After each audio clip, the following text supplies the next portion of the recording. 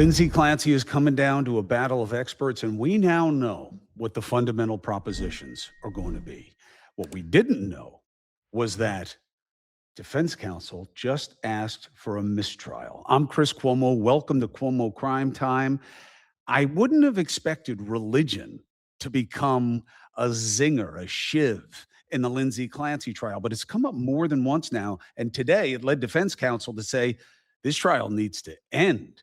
So I wanted Mark Eiglarsh to help us, as he has from the beginning, just a brilliant former prosecutor and now criminal defense attorney, professor, and real understander of the process, especially in this trial and what the competing arguments are and the rules and the facts that motivate each. And Lauren Conlin, you know her. She is a mainstay in the true crime space, and for good reason. She was in the courtroom today, understanding the context of what was received and how the state of play surrounding this call for a mistrial that happened just moments before we did the podcast. So we're going to tee all that up to get a better understanding of what's happening, because we're coming now to the moment that matters, when they are going to finish the rebuttal, finish the main witnesses on the defense side, finish the rebuttal on the prosecution side, and get to the closings.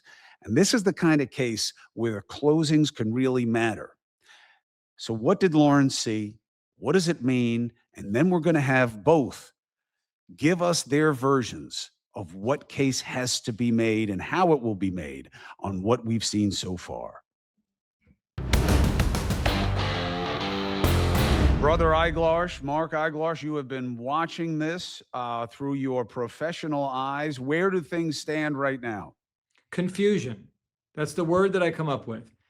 If you're a juror and you're watching both sides' experts, how do you discern who's telling the truth, who's believable, who's credible? Let's say they're all being completely honest and they're not, the confirmation bias, they're not leaning towards the side that paid them. Let's just say that. Well, okay, so which one is it? You got some on one side, some on the other. And that's why I say this legally has to be not guilty by reason of insanity, lack of criminal responsibility, because they can't discern who's more credible, who's more believable. And then you turn to the law, and the state has to prove the case beyond a reasonable doubt. And they didn't when the defense raised this issue. And then set against that is a very simple understanding of, or misunderstanding, I would argue, of how mental health manifests itself, and not wanting to let somebody get away with killing 3 babies. I didn't see jury selection. I hope that these people were properly vetted, because when you read the online comments, most people don't qualify to be on this jury. So you get rid of all those people. Then these people hopefully are open-minded, and there are scenarios where even for the most abhorrent offenses they commit, to listening to the evidence, and they could cut somebody free or find them not guilty by reason of insanity if the right facts present themselves.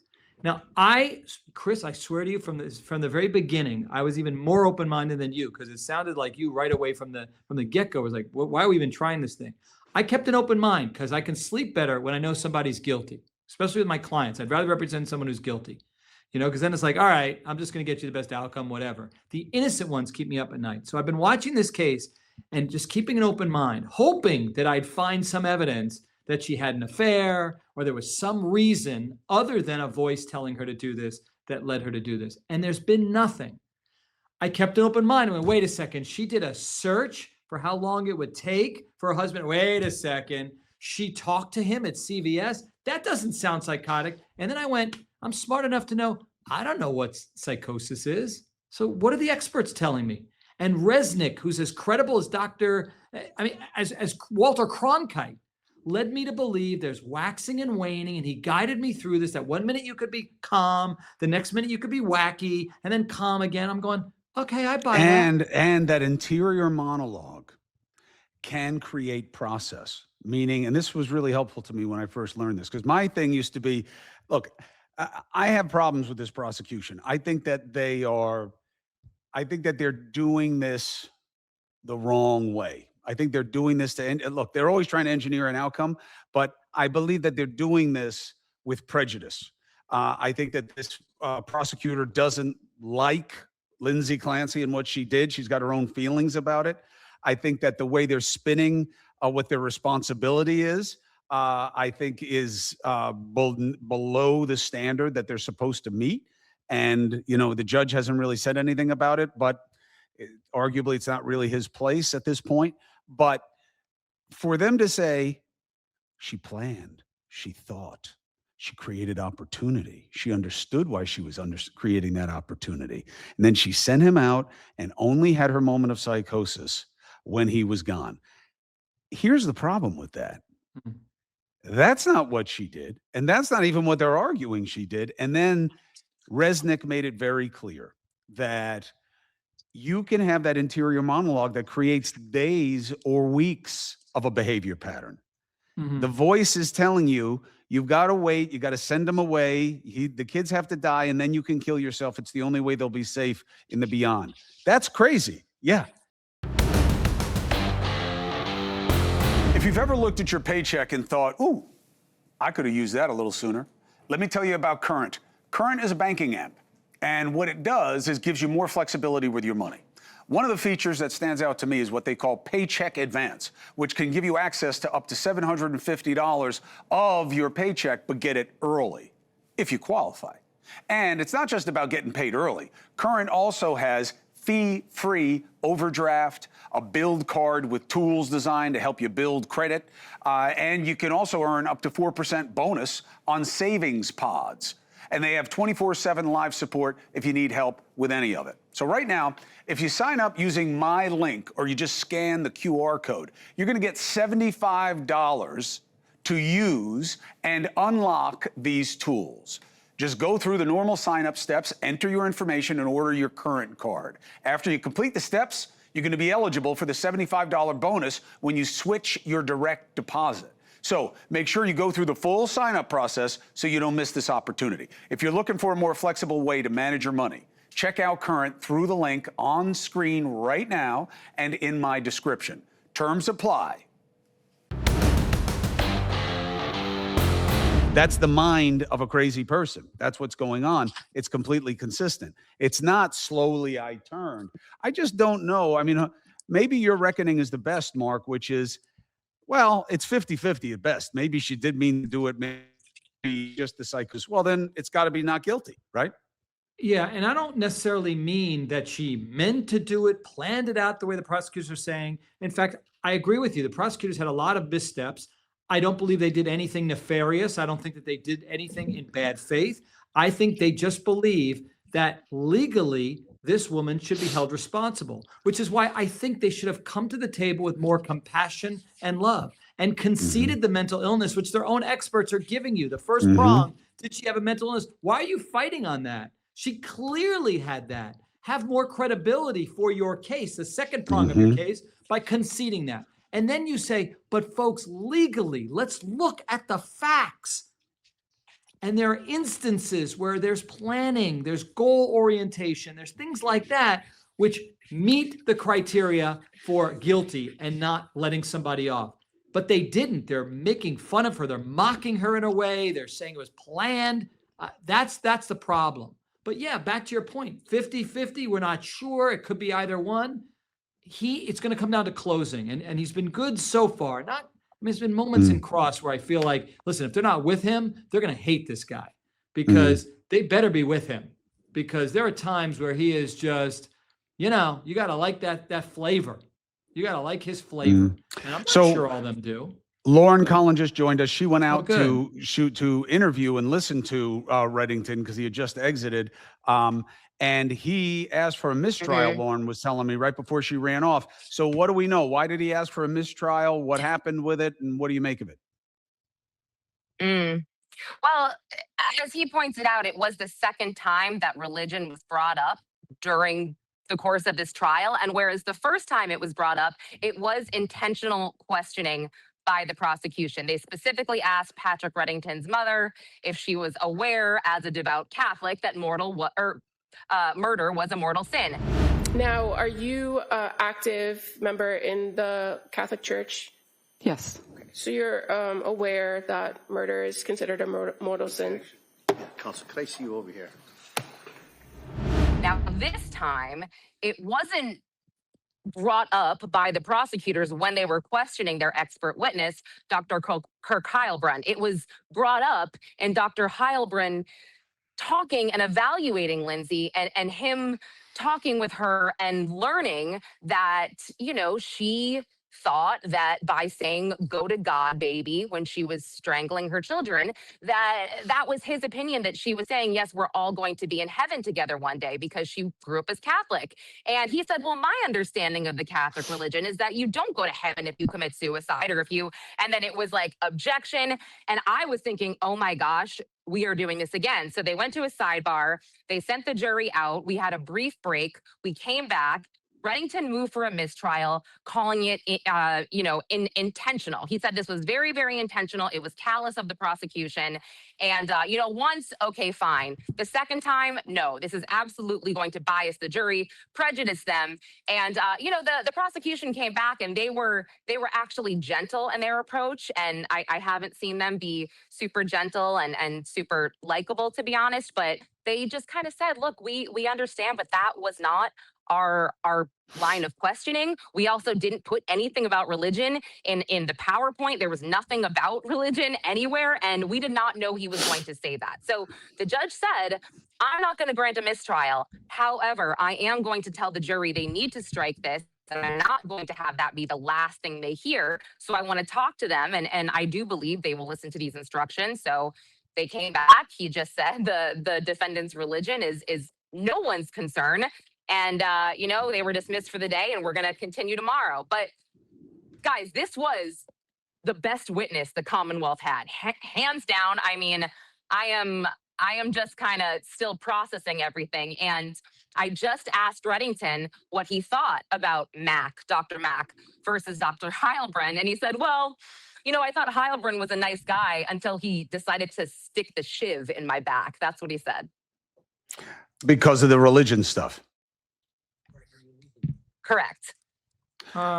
You want to hear something crazy, and look, it melodramatic. shouldn't come in, but my feeling is, it's just like the last time the judge said that about Clancy's reactions to the information about the baby's bodies. The jury can't unsee, can't unhear.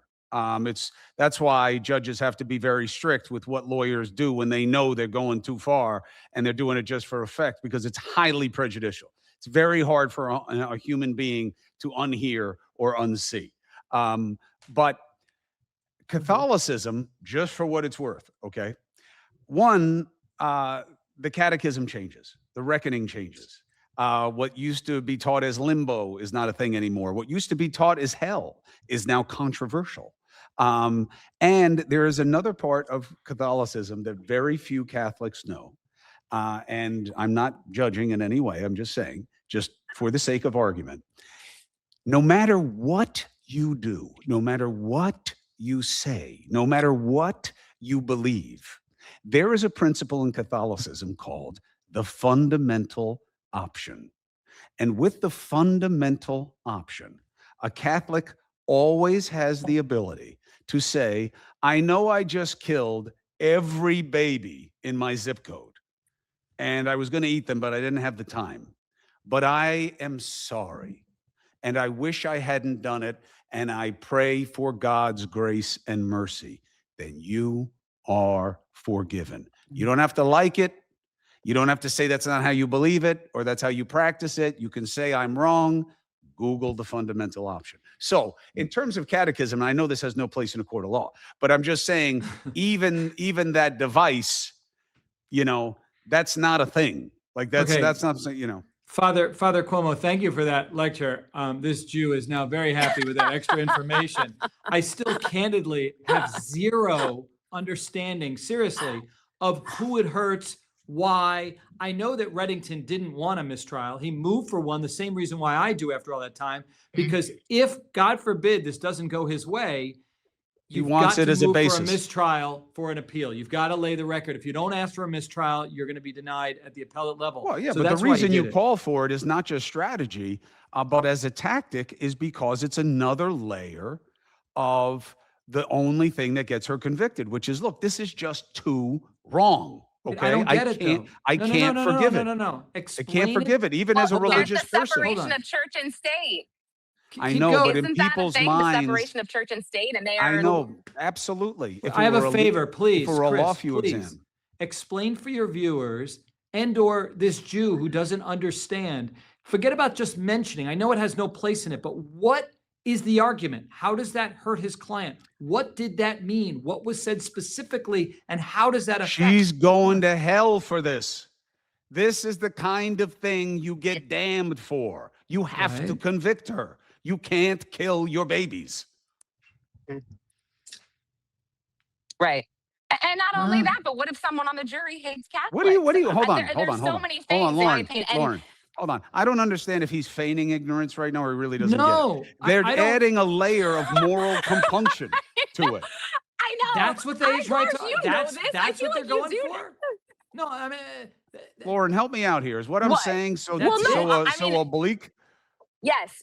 that was your take, Lauren. No, what That's it? Cuomo is saying is 100% correct. I'm sitting here saying, well, yeah. What if someone on the jury again hates Catholics? Her religion, this has no place in the court of law. Who gives a shit what religion she is? And now he's been brought up not once, but twice.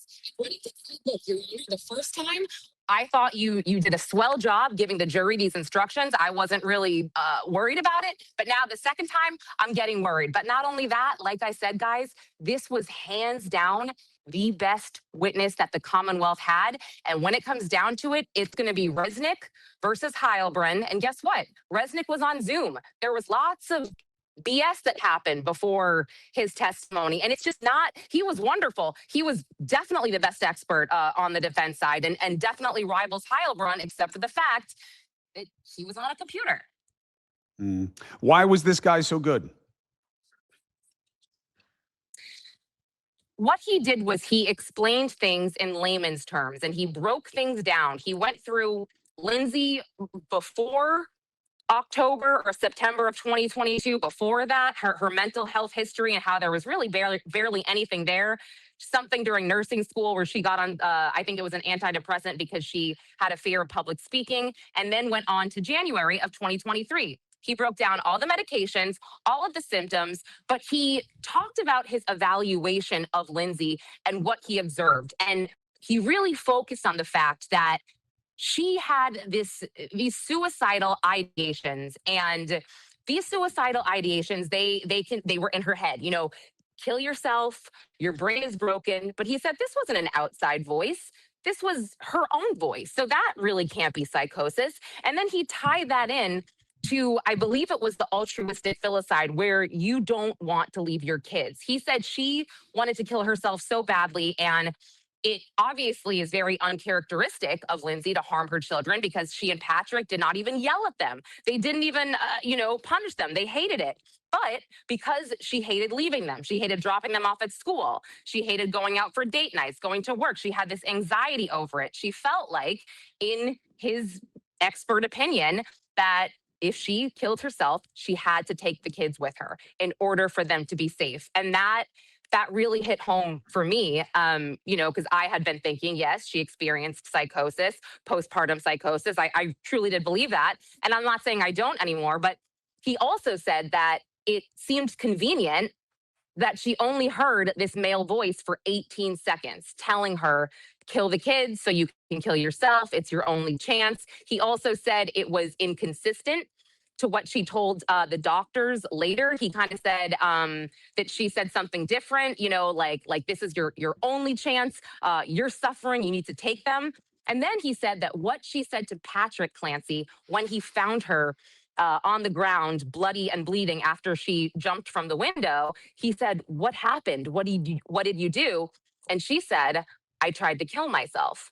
He said, well, if she was experiencing psychosis, she would have said something like, well, I did what the voices told me to do.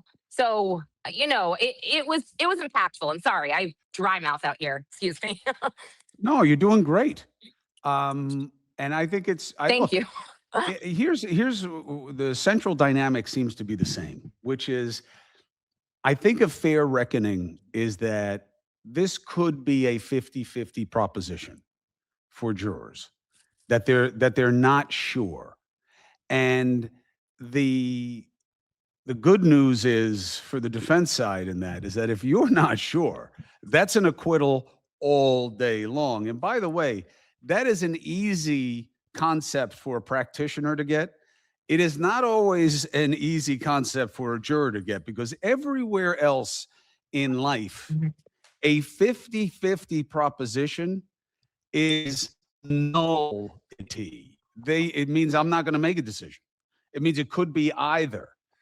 And everywhere else in life, it's a thing where, you don't deal with it. It's 50-50. I don't know. It's equal. In this context, 50-50 equals 100% for the defense. And that's not what it is everywhere else. Well, 50%. That's why, you're not allowed to do this, or, you can try, but they may object even on closing. Objecting is rare and being sustained is more rare. But they say that beyond a reasonable doubt means about 95% certainty. And it's not science, so you can't say it as a fact because it isn't. But that probable cause is like 50+%, in terms of whether or not you can arrest somebody. But beyond a reasonable doubt is 95% certainty. If you're 50-50 on something, you have to vote to acquit every time. And you're not allowed to say it, but that's the idea you got to get across, Mark. Yeah. No, that's what I do for a living, explaining So reasonable how do they doubt. say that here? It comes down to closing. It comes down to closing. It comes down to Reddington. And what I do is I write my closings first, where I want to go with this whole thing. And then my questions throughout the case are geared towards getting me ready for closing. I think this guy's been around. I think he knows what to do. I think he's going to argue the law to them. He's going to argue why his side is believable and credible, that no one in their right mind would do something like this. There wasn't a single person who said she was anything other than the perfect mother who loved her kids. It doesn't make any sense. Prosecution has done a fine job in muddying up the waters to try to point to different things. But ultimately, there is reasonable doubt here on the issue. Hopefully we've convinced you, but if we haven't, and let me address the skeptics on the jury, if any of you still think, well, I'm not sure, there's your answer. They didn't meet their burden, and you all swore you'd follow the law, and now we're counting on you. Lauren, how does that hit your ears? I agree. I mean, as a layperson, closing arguments are very important to me. I mean, I think that, this is just a side note, but I was kind of on the fence about Diddy, and Mark Eiglarsh, I thought, had just this brilliant common sense closing argument that I believe Kevin Reddington can achieve. But also the jury, they do sway a bit older. And I have noticed that every time the children are brought up in any type of manner, they very, very somber. There obviously have been tears, and I asked again that I think the three of us were on the air the other night when I asked, can they get beyond this strangulation of the children? I just don't know. You see their faces, and it's very hard to look past. Although I think you said this, Eiglarsh, it's impossible to deny that Lindsay Clancy was suffering from mental health issues. It's the psychosis, I think, and the hallucinations that, your one is just unsure about. And here's the other thing. You got to come out of the gate. This is what I did in the Parkland case. And you have to be even more passionate than the prosecution on how extraordinary the sympathy is. And I would talk about each of the kids. I would almost be like the prosecutor. So you take that away. No one is denying that this was an extraordinary, horrible, abhorrent thing that occurred. I mean, just go on and on and on, right? To take the wind out of their sails, because that's the best thing they got going. Everybody's just angry about what she did. And I would get up there and say, and I'm angry too. I'm angry that this occurred. Yeah. Everyone has every right to be angry. But that's not what we're here for, right? What happens? What's the plus minus on this? If Reddington plays to the fact that he doesn't know, I don't know. Usually I know. I know the person wasn't there. I know that this wasn't the mental component that they had that you need for this type of crime, for this statute. I know what the facts tell us. Here, I don't know. There's a gray area with mental illness.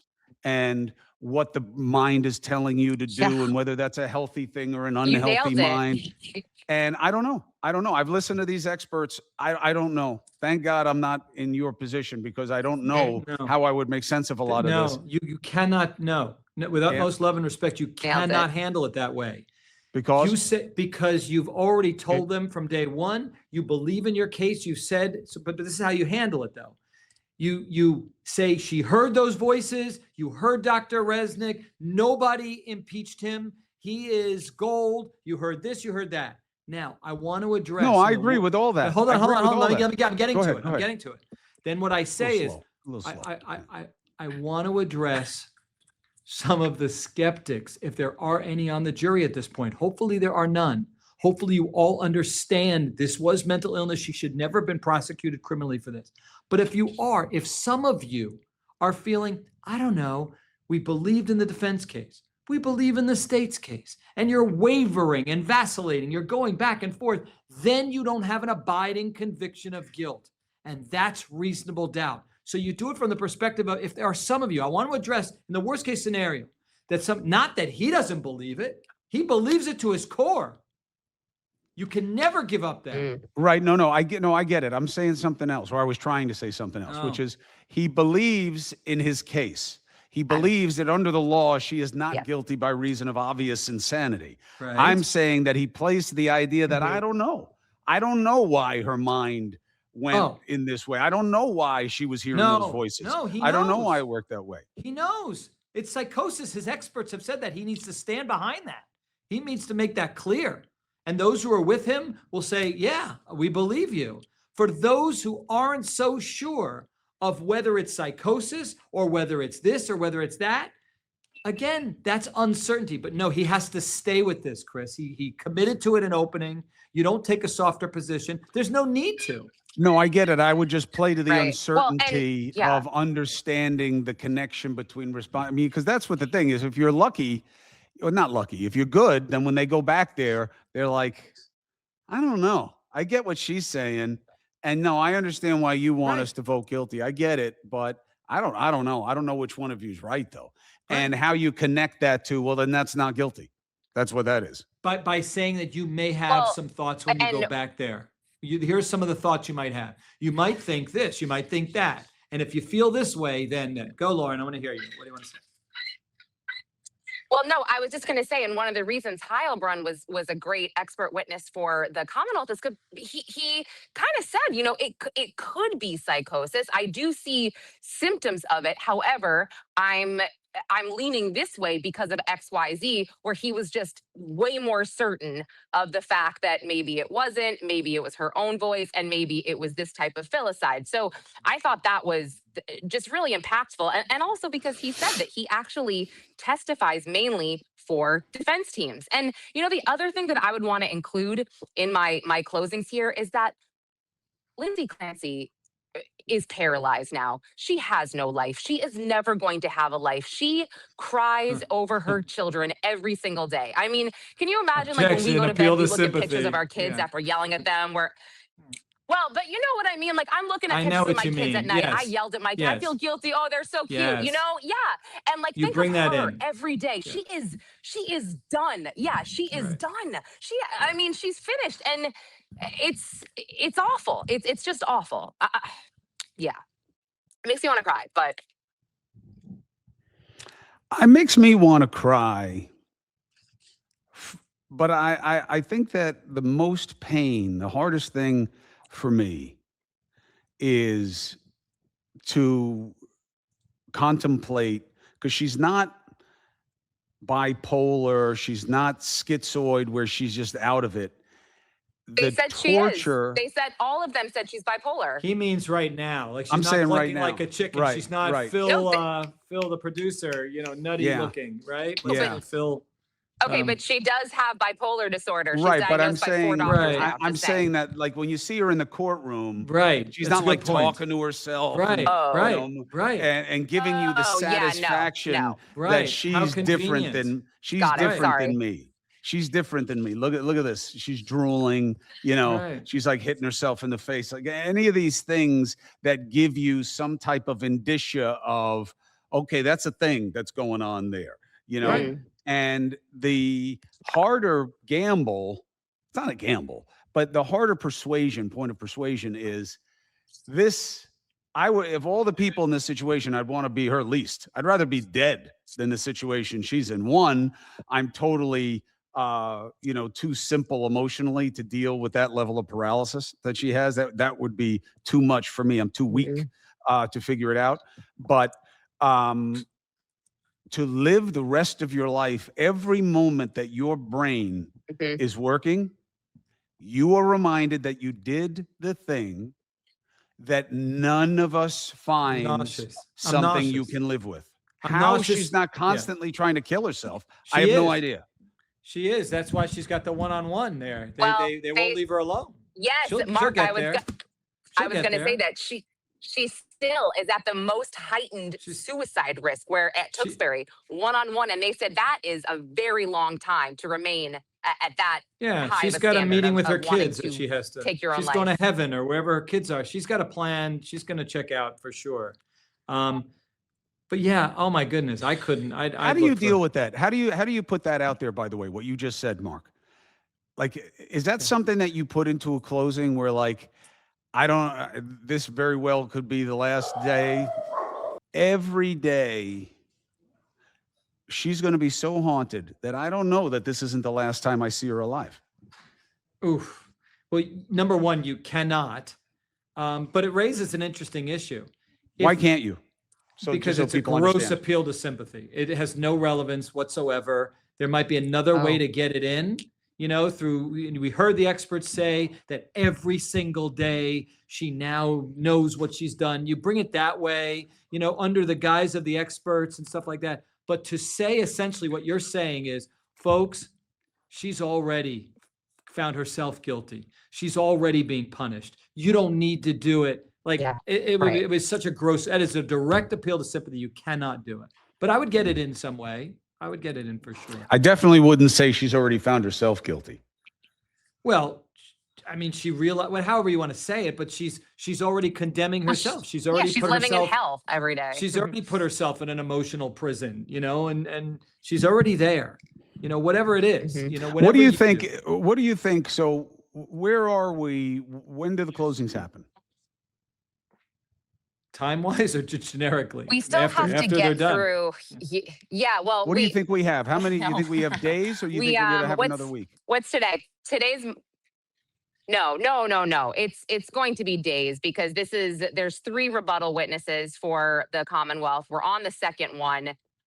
They've got to finish direct. He'll go to cross. The judge basically said, we will finish testimony tomorrow, then have a charge conference. They've talked about perhaps having a day off in between. So I would say at best closings Wednesday or Thursday. It's going to be a long cross. If Mac was an indication, and Mac was not as strong as this guy, Reddington's going to, and that's my one complaint about Reddington, and I teach my students, you can't go that long. He's so long.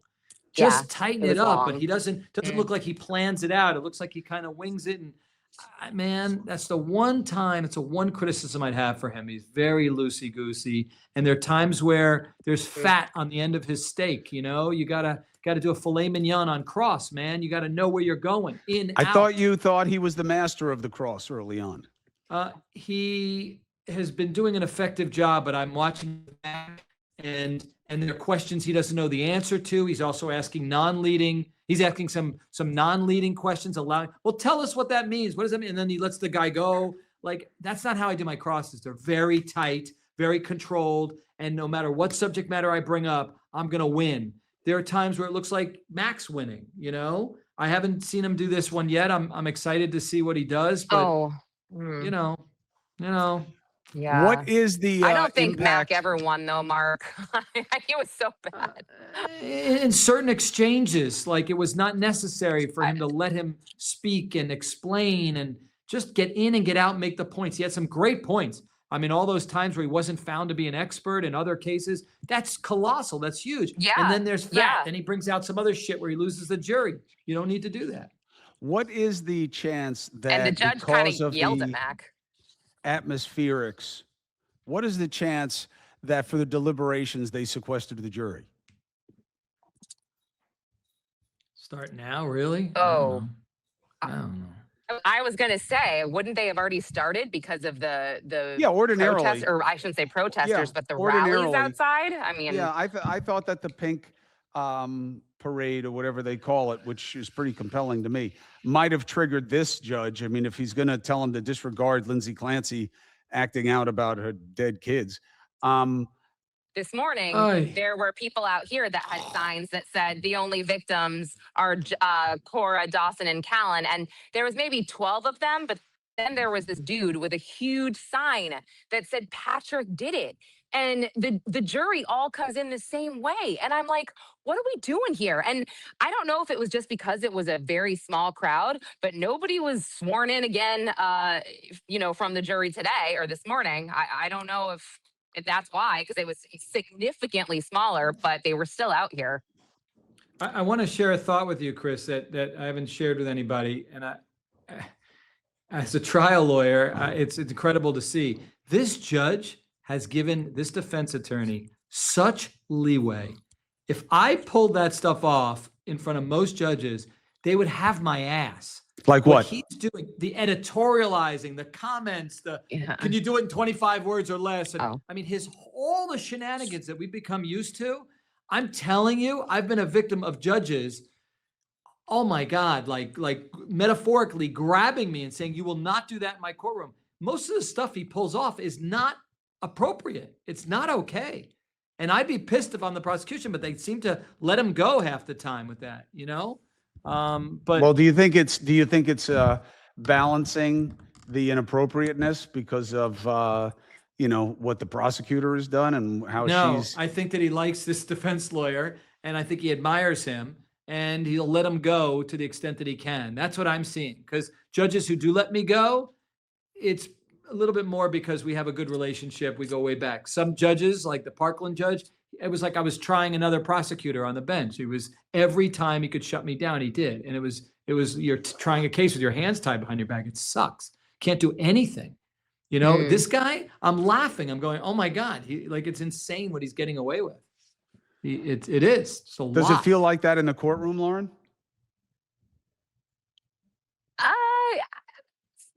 Yeah, I gotta say it does, because he does make these comments that, have you even, come between or within 100 feet of a pregnant woman? And at one time today, I guess Dr. Mack on the Zoom, he just kind of has this face that looks like this. And at one point, Reddington's like, what are you smiling at? Nothing is funny. What do you think is funny? And What is your understanding of what the K scale is seeking to find out?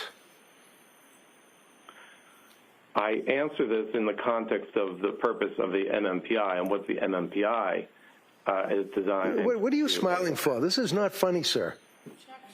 Sustained. Next Well, question. it was just like, whoa, okay. Yeah, And you look, can't do that. it Lauren, can let be me ask you effective, but it this. can be effective. But like you said, yeah. Lauren, I'm curious.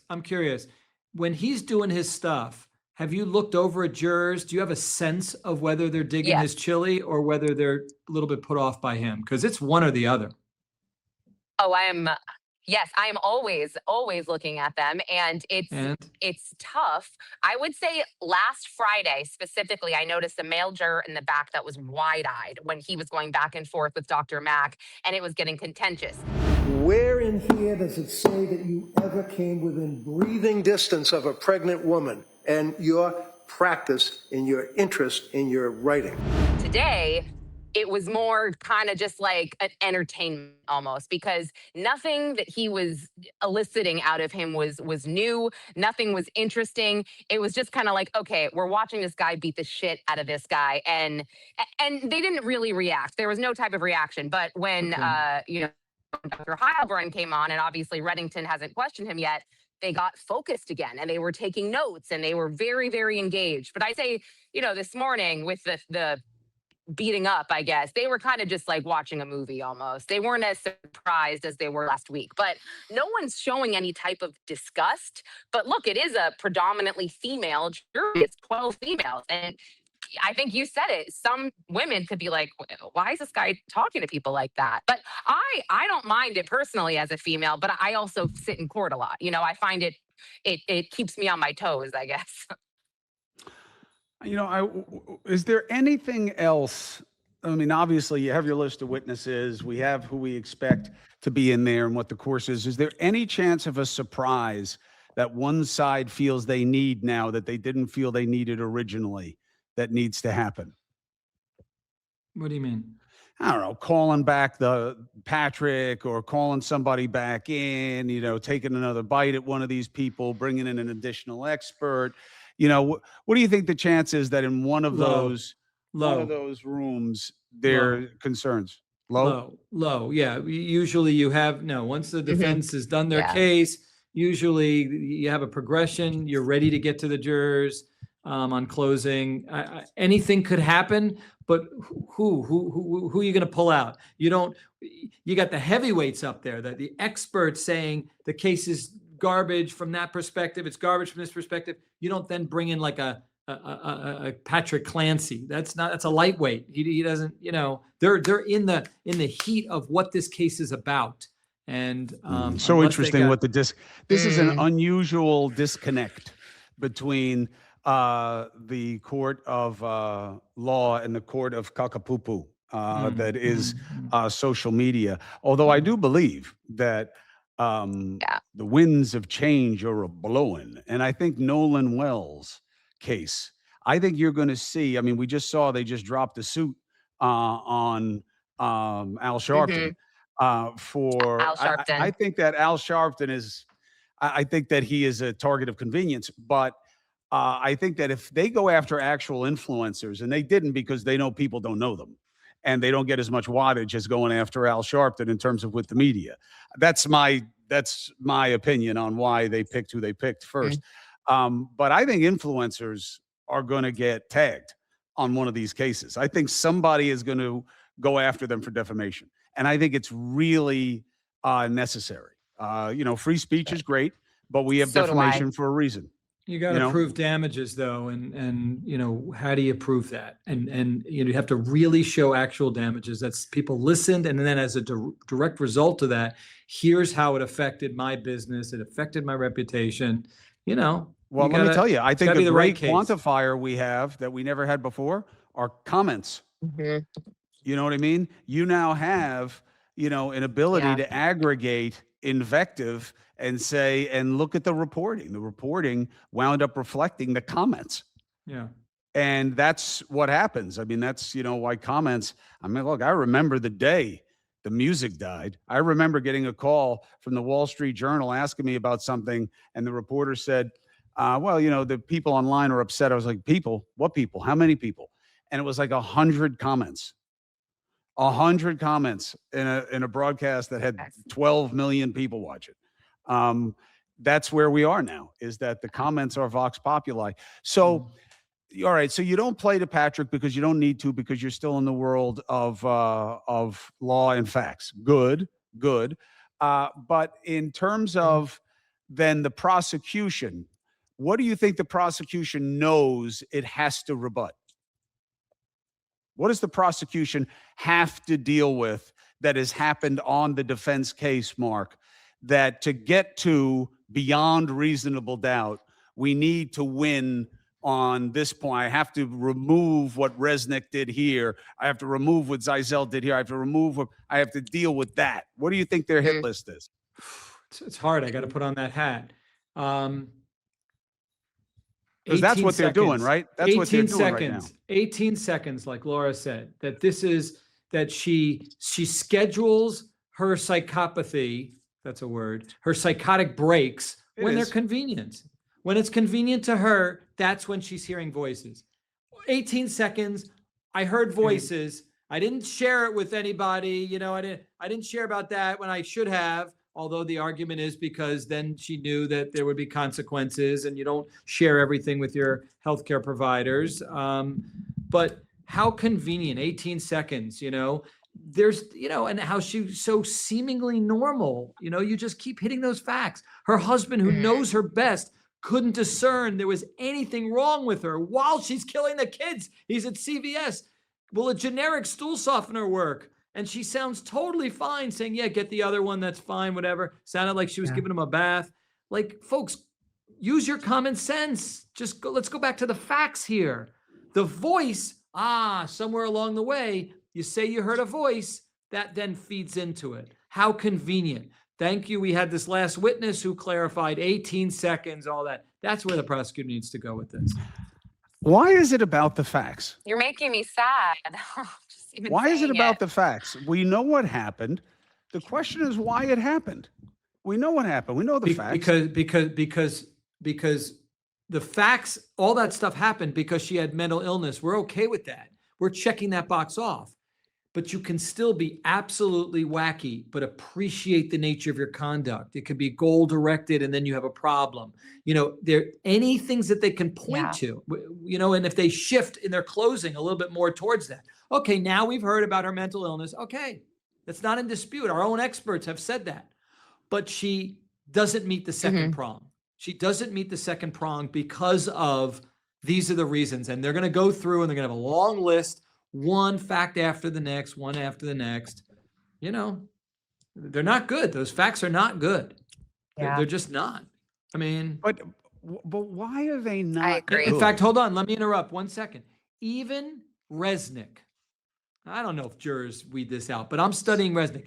Even Resnick is saying, yes, it fits psychotic break, but it even fits a even smaller subset of psychotic breaks that happen beyond the typical couple months after this occurred, that it happened much longer. Yes, it could still be a psychotic break, but very few of those cases happen. So under the psychotic breaks that people have, it's actually a small section that she's in of psychotic breaks that happen so long after they deliver.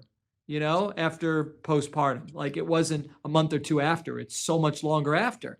So, but if you tee it up that way, they're going to have heard from equal experts at a minimum, okay, that make that a toss-up proposition.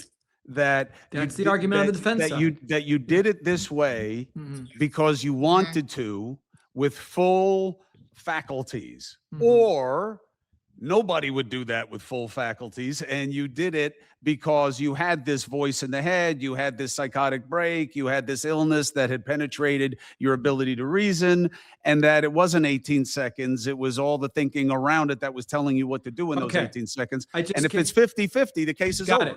Got it. And I use this type of thing during my trials, okay? It's a little bit far-fetched, but stay with me, okay? Folks, we do not have any kind of scientific machine to measure whether somebody actually was hearing a voice and had a psychotic break. We have to look at all the different circumstances around that. But let's say we did. Let's say we did hook her up to a machine, and in this envelope right here are the results to show whether she actually heard those voices, contrary to what the prosecutor's witnesses are saying. Here's my question to you, folks. Would you take the envelope back and look at the contents? Would you look inside of this envelope to see whether scientifically she actually heard those voices or not? The answer is, of course you would. Because you're not certain that she did not hear those voices commanding her to kill her children. None of you could be certain of that. Resnick said it was reasonable. The evidence supports it. If you think she made that up, then you find her guilty. But there is no way that you could all have an abiding conviction that that was made up by her. And so if she's hearing that voice and it's telling her passionately, repeatedly, it must be done now, then that's not her doing it. She didn't plan anything. That's something taking over her in that moment, doing something inconsistent with who she is to the core. I don't know, throwing that out for what it's worth. That's pretty good. No, What'd you and think of I that? think just to add to that, I like the envelope no, thing. I I thought do that was in wonderful. cases, That like was if there was wonderful, and I DNA, appreciate. Go on. Yeah, but I would add a little bit more about just what we don't know about postpartum psychosis, what we don't know about postpartum depression, and how, this is still being researched, still being developed. Because again, the jury is predominantly women, and they have brought up multiple times that this DSM, it only has one paragraph within 1,000 pages of this book about postpartum. So I think that Kevin Reddington, if he wants to win the jury over, on That's a his good point. cross with Heilbrun. I'm just kind of thinking about it. He's got to hone in on that. He's got to hone in on what, the unknowns of postpartum psychosis. And again, the fact that these experts say, okay, she did have certain elements of PPP and PPD, but we just felt like this was stronger. Okay, well, is the reason you felt this was stronger because we don't know enough? I think Excellent that could point. resonate with a lot of the women, Lauren, right? that is excellent. I don't And know. that We'll see, has but been a theme. yeah. No, that is excellent. Mac never really specialized in psychotic disorders anyway. No. He dealt with teenagers. I think that was clear. Terrible. But everyone's giving their opinion Terrible. based upon where we are in the research. And we're at the infancy stages of this stuff. But folks, you don't get to come back in a couple of years and make your decision when the information catches up to this. We have to go with what we know now. And our experts, our defense experts, are leading in this field. Resnick is the man. He handled Yates's case. He's been doing this for decades. That's who you need to rely upon. But alternatively, even if you think the state witnesses are good, like Chris Cuomo says, 50-50, not guilty by reason of insanity. I also think that an interesting thing they're going to have to play with is the depth of the depth of the depravity of the deaths here, because that's the best thing that prosecution has going for it is I can't let you get away with it.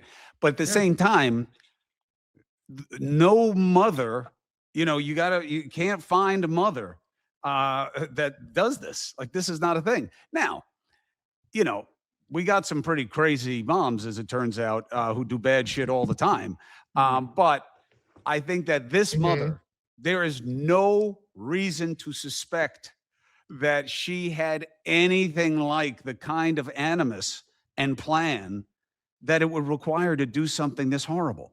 Her entire life was a testament to the opposite of these instincts. Yeah. And, so you've got to take that. You can't give it to them. Chris. You can't give them the horror, you can't give it to them completely. Go ahead, Lauren. Well, but why? And again, I'm just playing devil's advocate here because I do agree with you, but she strangled them from behind. Why from behind if she didn't know her actions were wrong? I guess, or maybe Mark, I don't know.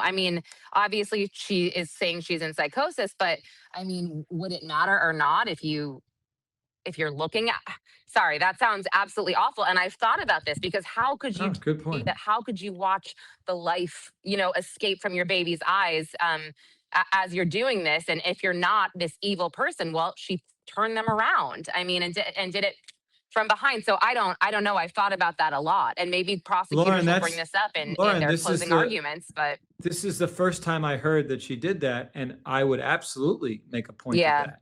Like, how would you make the point, though? How do you make it? Add that to the list of things. Here, I'm going to tell you. Okay.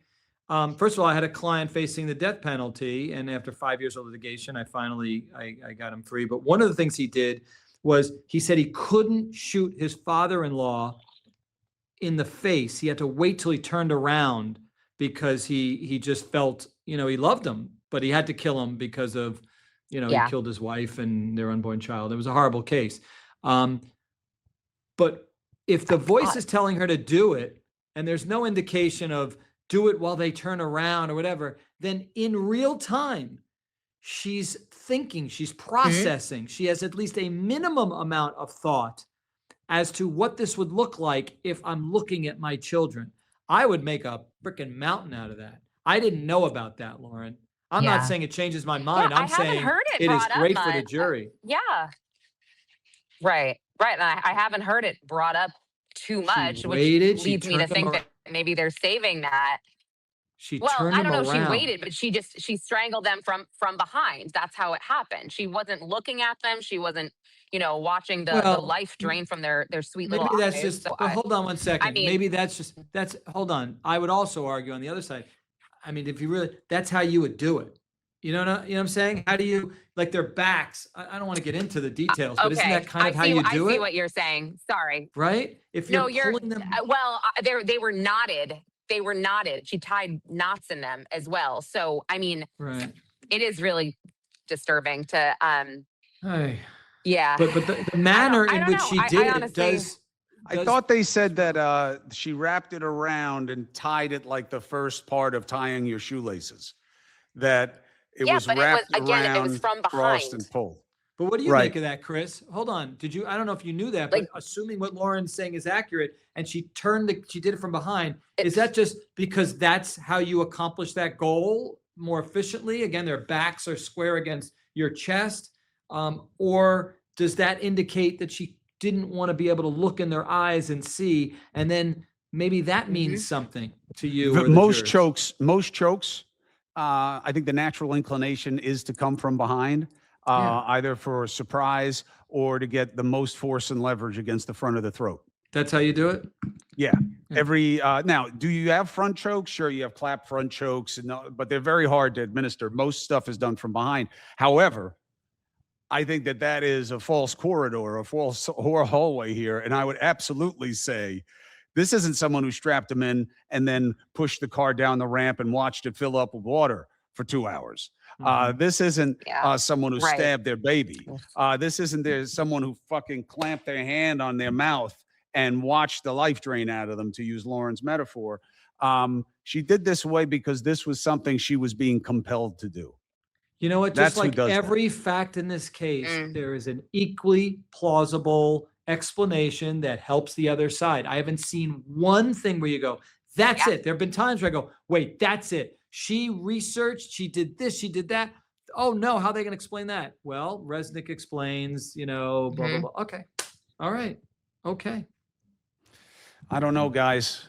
Do you think it's too early to hazard a suggestion as to whether or not the most likely outcome here is a verdict or a hung situation?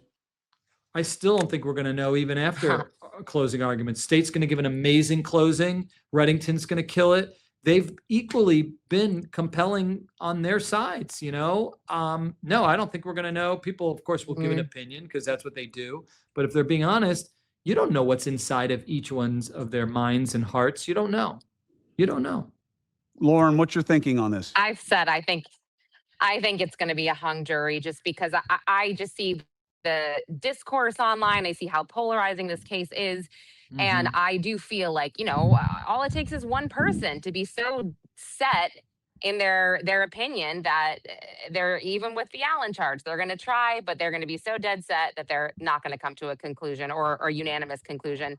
That's how I feel. I mean, it's going to be tough, right? 12 people to all agree that, one way or another. Makes sense. Especially Makes because, sense. I like would think you guys I would said, think that it's- most trials it's a gray area. So most cases, overwhelmingly, like literally less than 20% of cases even approach prosecution or trial. On the civil side, it's even fewer. And why is that? Because usually people are going with a certainty or they don't want to take a deal.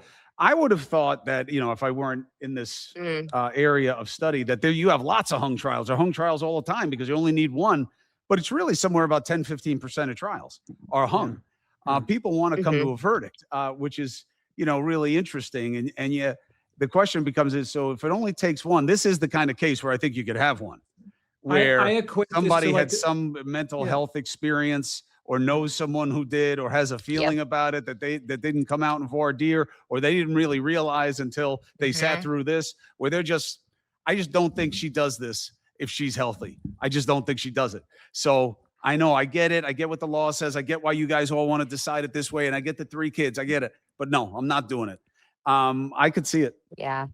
I equate this again to like a lot of times where you're trying to predict the death penalty and whether jurors are going to go with death penalty, not on your career criminal, horrible, nasty case. And I'm talking about your 21-year-old with no priors, but did something really bad. And there's a lot of mitigation. You just don't know. You don't know what's in the heart, minds, and soul of these jurors. I like what Lauren said. If the jurors were pulled from society and they're random and they don't know each other, and then you look online and you see the random people commenting, then you got a mixture of thoughts about the same set of facts. But again, the difference is people online, most of them have not watched a second of this trial, or they watched a little bit. These jurors have all invested themselves in this case. And look, they have a different agency. I like what Not only Cuomo did you said, take though. an oath and you have a civil duty, but you know the effect, Lauren. You sit in courtrooms a lot. These people have to take it seriously. There is a sense of accountability to one another, and that maybe, you fuck around, you find out, that actually is a real thing in this situation. Like, you better not be lying. You better not have, you better be straight about this. You better observe the rules. None of that applies on social media. It's anonymous. There's no accountability. And the entire currency is enragement, is provocation. So they're all set up. Most comments are negative. Why? Because who else is going to comment?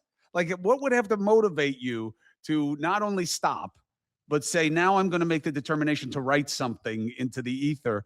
It's the inclination is to be a nasty bastard 3 times out of 4.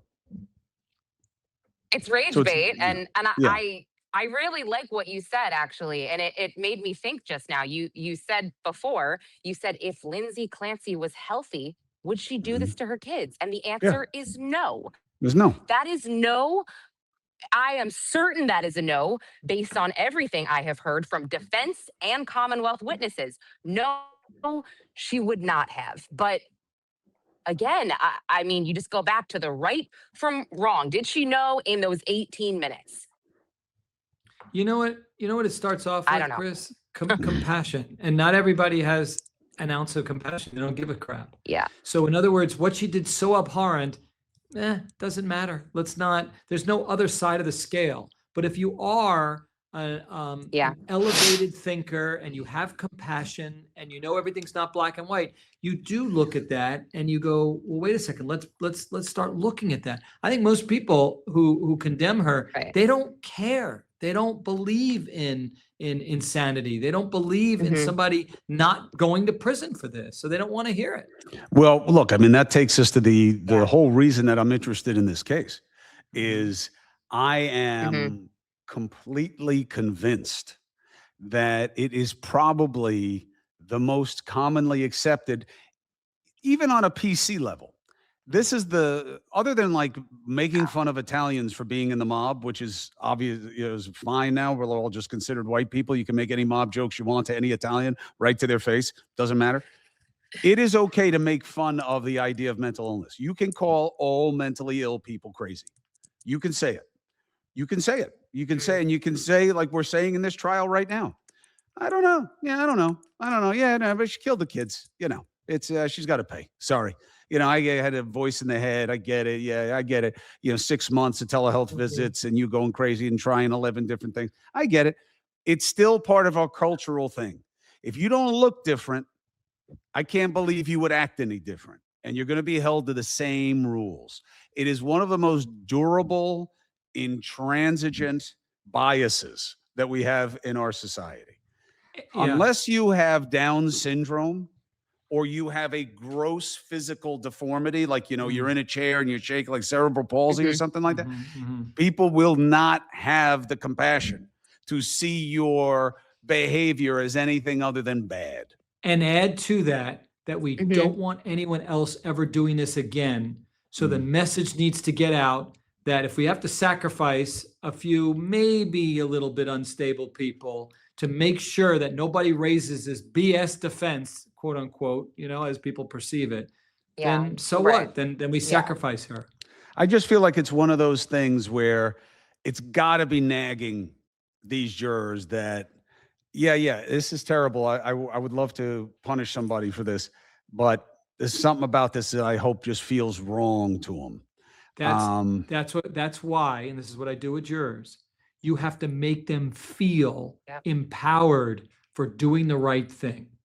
Right? You go back to your oath. We let a lot of those people go. I bet you're wondering, why did you get picked and the other ones didn't? Because we believed in you. We were counting on you and what you swore to us, that you would follow the law and feel just as good finding in favor of the defense as you would for the prosecution. You all swore that when I asked you that question. Now we're counting on you, right? And for you to do anything other than follow your oath, which requires a not guilty by reason of insanity because they didn't prove their case, you'd be doing a miscarriage of justice. You got to make them feel guilty if they don't do the right thing and empower them if they do the right thing. Well, we will see. My brother and sister, thank you so much for helping us understand, for honing, for contextualizing. This one matters. And I'm looking forward to see how this jury sees what is right in the situation. We'll see. Mark Eiglarsh, thank you so much. Lauren Conlin, Thank you. as always, appreciate you. Thank you for running over there to Rittenhouse and running back and bringing it to us. Appreciate you. Appreciate you. I'll talk to you both soon. Thank you. Take care. I got to tell you, for me, I don't know how you get consensus on this.